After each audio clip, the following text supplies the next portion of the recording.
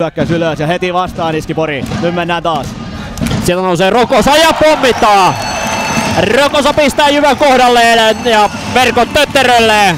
Sieltä vaan tylysti laitaa pitkin ylös ja verkko heiluu. Rokosa aivan huikee rannelaukaus. Mä uskallan lyödä vetoa, että tästä, tai tuo kentällä olevista pelaajista 95% ei odottanut varmaan edes laukaus, mutta Rokka on siitä hyvä pelaaja, että pystyy yllättämään joka kerta. Ja poikahan on porilaista sukujuurta, että joo, se teki maukasta toi noin Roko. Sen maalin eteen sieltä keskitalolle ja Pihko pommittaa. Se on Pihkoluoma, joka jälleen laulattaa verkkoja. Nyt on vähän Salpalla vähän tuuriakin, että Rokka lähti toimittamaan maalia, mutta lähtikin ihan semmonen maanuoliainen lattia pitkin ja Rimpelä Kari saa se tuossa keskellä ja hienosti sen jälkeen rakentuu hyökkäys. Laitaan levitys tuon noin keskitalolle, joka antaa Elo sen sieltä nappaa kuitenkin. Avaa sen toiseen laitaan. Salonen lähtee polkemaan eteenpäin. Pistetään sen keskelle ja sieltä päästään pommittamaan ja vihdoin Rimpaudista pistää Horn pallon sinne punaisten putkien väliin. Loistavasti seurattu Hornin Niklakselta. Eka tuli Peltosen veli tuli ja veti suoraan syötöstä ja kimpos Pori Karhujen maalivahdin kypärästä ja Hornin Niklas loistavasti seurasi ja löi ilmasta pallon maaliin. Nyt täytyy tässä vaiheessa saada tällainen pelin ulkopuolelta pieni tilanne, että Pori vaihtopenkillä lähtevät hakemaan syöttöpaikkaa käynnistämään hyökkäystään. Haetaan siitä keskeltä löytyy paikka ja sieltä lähtee keskeltä, päästään aika vapaasti ampumaan ja tuo löytää tuo pallo tiensä sitten verkkoon.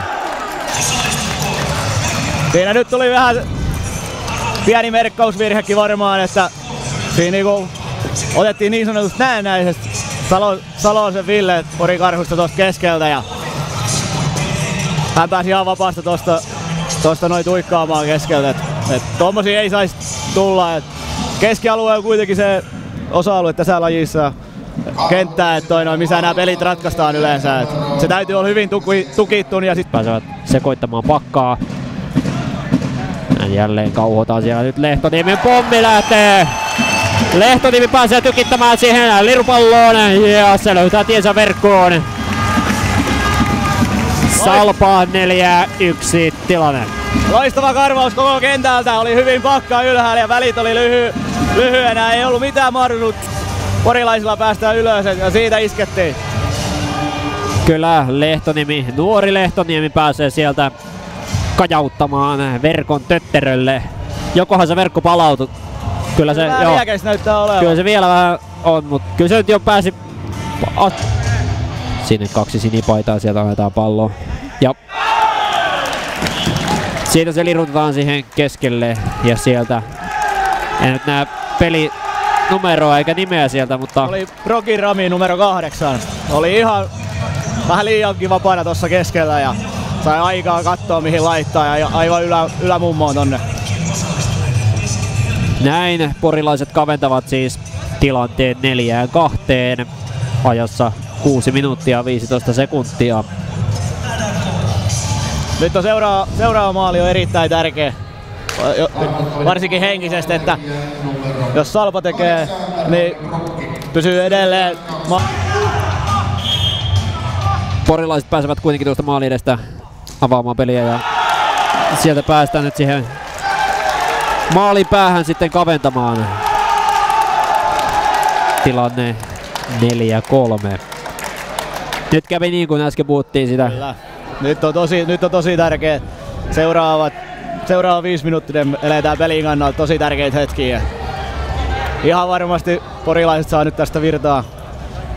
Toisaalta on kortin kääntöpuoli, se on se maalin jälkeinen vaihto. Kyllä.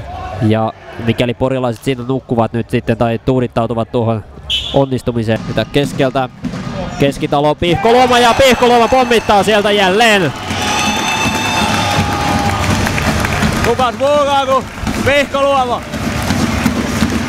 Kukas muukaan? Täytyy sanoa, että on se kyllä millin tarkka tuo Pihkoluoman kuti tällä hetkellä. Ei oo väliä, onks matala vai korkea veto, niin aina se löytää kuitenkin ton punaisten tolppien sisään. Kyllä, siinä on sniperi paikallaan. Siinä taas hienosti käännettiin porilaisten vastahyökkäys omaksi vastahyökkäykseksi. Ja Piko taas siellä omalla paikallaan ja Keskitalo Antti, loistava passi sinne. Niin. Laitaan, nyt pääsee porilaiset pahasti katkoon. Siinä pääsee porilaiset pahasti katkoon ja siirtyvät pallon verkkoon. Tilanne 5-4. Siinä tapahtui harmiloinen pallonmenetys just ihan tuossa oman alueen kohdalla. Tommosia ei ole varaa, varsinkin kun peli on näin tiukkaa. Messi juuri sanoi, että peli on siinä mielessä jännä, että katsojat varmasti tykkäävät tiukkaa paikallispeli, mutta täytyy... Joo, toivottavasti ei muutu. Oi, nyt pääsee pahasti rokottamaan. Siinä vähän nyt vielä tuon tuomarin juttelun takia on... En tiedä häiritsikö vielä tuo tuomarin juttelu. Se voi olla, tuokio hieman, mutta ihan... ei ollut ihan ajatus mukana vielä. Ei, mutta... ja vaihto kesken, niin se on... Mutta ei saa, se oli hieno maali ja vähän nukahti Salpas. Nyt Keskitalo pääsee purkamaan, siellä on Hyvönen vauhdissa. Kiertää ja menee! Hyvösen! Mutkakierto, pommilaukaus, kääntö menee tuonne verkon perukoille. Kyllä, tää on ihan sitä, että kova työ ja itsensä likon laittaminen palkitaan tässä näin. Eka koko nelikalta loistavaa uhrautumista pallon eteen ja sitten päästään vielä katkoon ja lähdetään hyökkäämään rohkeasti. Ja kun Hyvösen Janne saa pallon, niin se on aika usein on jälkitoin näköistä, että pallo on verkossa. Loistava maali. Janne Väkkärä Hyvönen pyöräyttää pallon sinne verkkoon ja se on muuten alivoiman tilannetta. Eiköhän vähäkään. Samalla Salpa tulee täysin lukuiseksi ja sitten siellä on jo Vahteraa karku teillä ja poika näyttää, että teipä tosta maalin. Aivan loistava pistohyökkäys siinä. Nuori Lehtoniemi näkee, kun Vahtera ampasee, kun tykii suusta tuolta jäähypenkiltä. Ja yksinkertaisesti pallo ylös vaan just sen verran, ettei porilaispuolustaja pääse siihen katkoon. Ja taitavasti konkari Vahtera siitä ilmasta takaa ylämummoa. Kyllä, siellä ylämummo heiluu. Vahtera pääsee karkuteille kuin varkaan lailla. Yllättävän jännä tilanne, että noinkin iso mies pystyy hiipimään hiiren hiljaa tuonne maalle. Rokosa pallossa ja Hyvöselle ja sieltä Pihkoluoma pääsee pystyttämään ja toinen. Reboundilla Pihkoluoma pistää ja hattu lentää kentälle. Se on Pikolle hattutemppu. Nyt puree porilaiset karvasta kalkkia. Kyllä ihan loistava käänte jälleen ja kukas muu kuin herra Pihkoluoma siellä omalla tutulla paikallaan ja oliko tuttu kaveri vielä Hyvösen Janne jälleen syöttämässä sen. Tämä kaksikko kyllä löytää hienosti yhteisessä toisensa. Kyllä, ei ne pojat ihan vieraita toisilleen ole. No ei. Ei ole ekaa kertaa samaan aikaan kentällä. Sinne.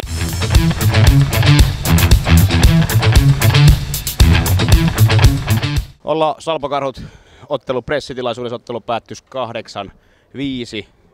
Käydään valmentaja pelaajien kommentit läpi. Aloitetaan voittaneesta joukkueesta päävalmentaja Juha Mäkilä. Pidä hetki. Rauman Salpa toivottaa Jukalle ja koko Karhuille hyvää joulua. Toi on meidän kopin seinässä. Kiitos. Nyt mä voin jättää. Jes, hyvä 5-5 pelaaminen. Erikoistilanne omassa päässä tosi huonoin. Kaveris 3 häkki vai 4 niistä. Muuta eikä suvereeni 5-5. Just sillä pidettiin pitämään kaveri kaukana ja pysymään itse välissä ja onnistuttiin aika hyvin. Ja toinen erätauko päätettiin, että tämä on meidän tilaisuus on Satakunnan herruus ottaa meille, että kerrankin se on näin. Ja se äijät tiivistettiin hiukan ja tänään natsas kaikki sit lopussa. Erittäin ylpeä joukkue, hyvä vastus tänään ja muut. Ei mitään. Tästä on hyvä jatko. Sitten Karhujen päävalmentaja Jukka Leino, kommentit pelistä. No, Salpa sai sen mitä se lähti hakemaan ja me ei saatu sitä mitä me lähdettiin hakemaan. Se on yksinkertaisesti tulosurheilus, virheet maksaa ja tällä kertaa se maksoi meillä voito. Olen ehkä hiukan eri mieltä siitä, mitä Haiski, että he hallitti 5-5 peliä ensimmäisen 10 minuuttia kyllä, mutta sen jälkeen aika tasaisissa merkeissä mun mielestä paineltiin ja me tehtiin vähän turhan paljon virheitä ja vastustaja rokotti aika helvetin hyvällä prosentilla niistä. Et jos me tämmöinen määrä virheitä tehdään, niin me voittoa ansaita ja se on aika simppeli juttu sillä. Sitten Salpan puolustaja Kari Rimpelä, tuttuja kavereita vastassa. Minkälainen matsi oli? Joo, siis todella hyvä matsi. Tämän kauden paras kohtaaminen ehdottomasti. Että oli hyvä tunnelma, hyvä joukkue vastassa ja tosiaan tuttuja kavereita. Mutta normaali 2 pistettä oli jaos niin kuin kaikissa muissakin peleissä, niin siihen ollaan tyytyväisiä. Että kyllä mä oon jätkiä tyytyväisiä, ei siinä mitään. Hyvä peli. Viimeksi 7-7 tasuria. Tänään Satakunnan Herrus jäi nyt Raumalle. Kristian Grannila, minkälainen peli sun mielestä oli? Joo, tosiaan Herrus on nyt Raumalla, ei sitä tulosta pitää kunnioittaa taululle. Se on 3 maali voitto kaverille, et ei siitä mitään. Et totta kai itse on pettymys on hirvittävä, että 2 pistettä me tultiin täältä hakemaan ja totta kai huonoa tuuria, että meiltä tippui Linruusi toisessa erässä, onneksi paikattiin se 3. erää. Rami Brokki 3 maalia ennen sitä, kun olkapää meni.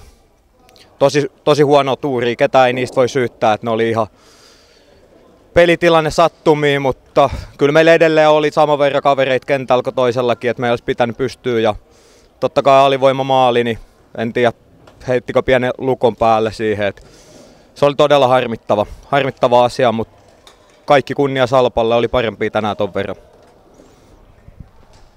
Jep, kiitoksia kaikille. Ympäristön säteilyvalvontaa toteutetaan